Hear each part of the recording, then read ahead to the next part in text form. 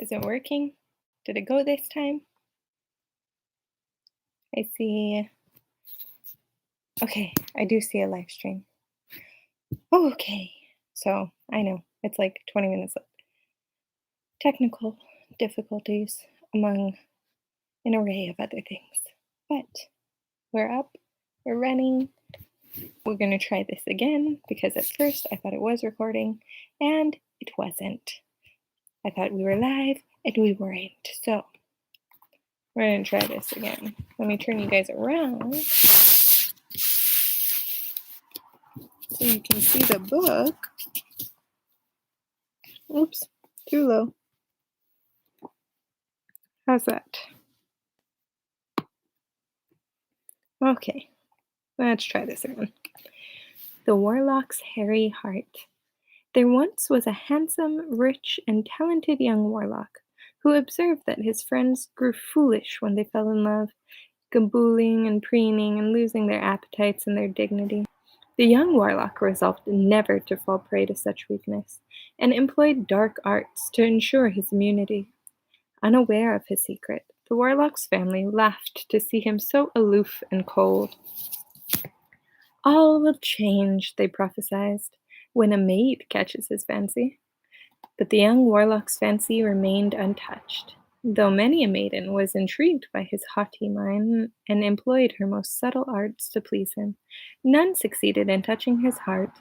The warlock gloried in his indifference and the sagacity that had produced it.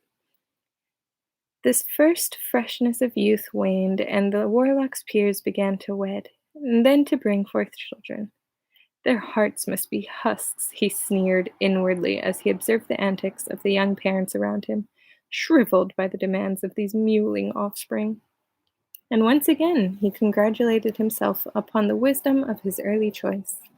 In due course, the warlock's aged parents died. Their son did not mourn them. On the contrary, he considered himself blessed by their demise. Now he reigned alone in the castle. Having transferred his greatest treasure to the deepest dungeon, he gave himself over to a life of ease and plenty, his comfort the only aim of his many servants. The warlock was sure that he must be an object of immense envy to all who beheld his splendid and untroubled solitude. Fierce were his anger and chagrin, for therefore, when he overheard two of his lackeys discussing their master one day, the first servant expressed pity for the warlock, who, with all his wealth and power, was yet beloved by nobody. But his companion jeered, asking why a man with so much gold and a palatial castle to his name had been unable to attract a wife. Their words dealt dreadful blows to the listening warlock's pride. He resolved at once to take a wife, and that she would be a wife superior to all the others. She would possess astounding beauty, exciting envy, and desire in every man who beheld her. She would spring from magical lineage, so that their offspring would inherit outstanding magical gifts, and she would have wealth at least equal to his own, so that his comfortable existence would be assured, in spite of additions to his household. It might have taken the warlock 50 years to find such a woman. Yet it so happened that the very day after he decided to seek her, a maiden, answering his every wish, arrived in the neighborhood to visit her kinsfolk. She was a witch of prodigious skill and possessed much of gold. Her beauty was such that it tugged at the heart of every man who set eyes on her, of every man, that is, except one. The warlock's heart felt nothing at all. Nevertheless, she was the prize he sought, so he began to pay her court. All who noticed the warlock's change in manners were amazed, and told the maiden that she had succeeded where 100 had failed. The young woman herself was both fascinated and repelled by the warlock's attentions. She sensed the coldness that lay behind the warmth of his flattery, and had never met a man so strange and remote. Her kinsfolk, however, deemed theirs a much suitable match, and eager to promote it, accepted the warlock's invitation to a great feast in the maiden's honor. The table was laden with silver and gold, bearing the finest wines and most sumptuous foods. Minstrels strummed on silk-string lutes and sang love of their master had never felt. The maiden sat upon a throne beside the warlock, who spake low, employing words of tenderness he had stolen from the poets, without any idea of their true meaning. The maiden listened, puzzled, and finally replied, "You speak well, Warlock, and I would be delighted by your attentions, if only I thought you had a heart." The Warlock smiled and told her that she need not fear on that score. Bidding her follow, he led her from the feast and down to the locked dungeon where he kept his greatest treasure. Here, in an enchanted crystal casket, was the Warlock's beating heart. Long since disconnected from eyes, ears, and fingers, it had never fallen prey to beauty, or to musical voice, or to the feel of silken skin. The maiden was terrified by the sight of it, for the heart was shrunken and covered in long black hair. "What have you done?" she lamented. "Put it back where it belongs, I beseech you." Seeing that this was necessary to please her, the Warlock drew his wand, unlocked the crystal casket, sliced open his own breast, and placed the hairy heart in the empty cavity it had once occupied. "Now you are healed and will know true love," cried the maiden, and she embraced him. The touch of her soft white arms, the sound of her breath in his ear, the scent of her heavy gold hair, all pierced the newly awakened heart like spears. But it had grown strange during its long exile, blind and savage in the darkness to which it had been condemned, and its appetites had grown powerful. The guests at the feast had noticed the absence of their host and maiden. At first, untroubled, they grew anxious as the hours passed, and finally began to search the castle. They found the dungeon at last, and a most dreadful sight awaited them there.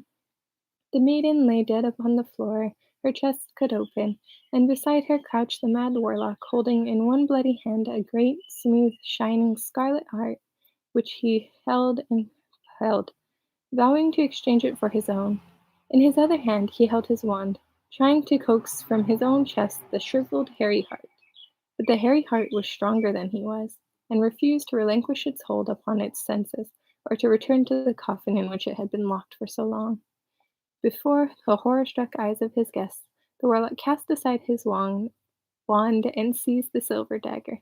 Vowing never to be mastered by his own heart, he took it out. For one moment the Warlock knelt triumphant, with a heart clutched in each hand, and then he fell across the maiden's body and died. So this one is interesting because I want to kind of go over a little bit of this, since this is such a bummer story, and I've read it twice today. I wanted to share one of the morals of this. It's like, it says it speaks to the dark depths in all of us. It addresses one of the greatest and least acknowledged temptations of magic, the quest for invulnerability. So, one of the reasons that this is such an important story is because it shows that it's not all good.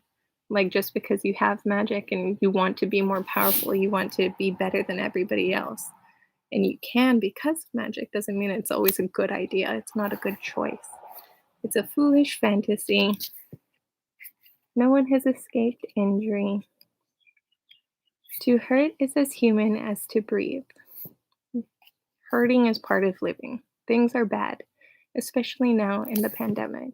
Things are bad and people are not in a good place, but you can't give up. You can't walk away from it, because that takes away from you learning. It takes away from you growing, from you living to your fullest.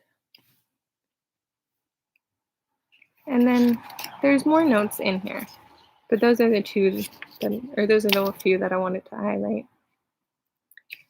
Seeking to become superhuman in this foolhardy young man renders himself inhuman. So don't give up, because you're going to lose sight of who you are. Just, things will get better. You just have to make sure that you're trying, and this pandemic won't last forever. It'll be over. Things are reopening already, and even if you are sad and lonely, you can always reach out to someone, and they'll be there. Your family, your friends, even just watching videos online with other people makes me feel less alone. So, yeah, don't Don't give up yet. It'll be over soon, and we'll all be back to normal. So yeah, Tales of Beedle the Bard. Babbity Rabbity and her cackling stump is next. And then I believe there's just one more, which is the Tale of the Three Brothers. But this is in the Deathly Hallows book, and this is also in the films. So that one, this has a few really good ones. There's even a puppet show about it. I would suggest you watch that instead of listening to me read it. And yeah, I will see you guys, or I will be back next week, Saturday. Please tell me it was going. Okay, it was going.